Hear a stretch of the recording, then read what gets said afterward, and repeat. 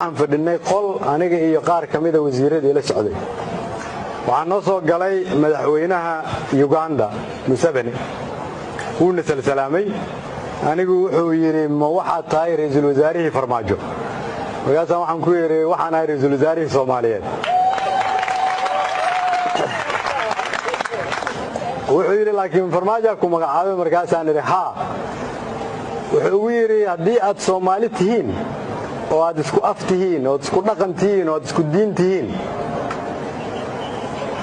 oo aad dadkiina leenaysaan ma garanayo si aan kula hadlee wuxuu ugu yiri naarta af Ingiriis buu ku hadlaayay naarta maxaa af Soomaali lagu yiraahdaa marka wasiiradii la fadhiyay qaar kamid ah qaarna waxay yiraahdeen naar qaarna waxay yiraahdeen jahannama markaas uu yiri Soomaaliyay miyaadan jahannama ka baqaynina maadaama aad leenaysaan Ilaahay caruurtiisa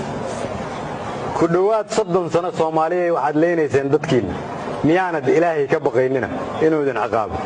waa qof aan muslim ahayn oo madaxweyne wadan weyn ka ah ayaa sidaa yiri anigoo ka xun ayaan wasiirada qaar kood iyo anigu maalinta ku xigtay waxaan la kulanay madaxweynaha Suudaan markuu na salaamay uu na soo dhaweeyay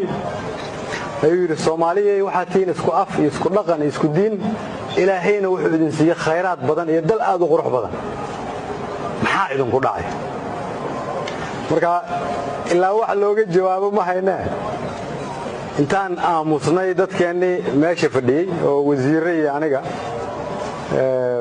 iyo taliyaha nabad sugidda ila socday markaasuu su'aashii isaga nooga jawaabay markaasuu yiri anaa garanaayo waxa idin ku dhacay shaydaan baa madaxa idin ka galay hadda waa sidaas ma turjumaa xataa shaydaan baa madaxa idin ka galay horta koow annagu waxaan isu haysanaa inaan ka kala nimid gobollo kala duwan oo ku yaala dalka Soomaaliya gudihiisa waxaan isu haysanaa inaan nahay qabiilo kala duwan waxa laga yaabaa in qabyaalad ama dan gooni ah ama dan gaar ah ay baabi'isay qarannimadii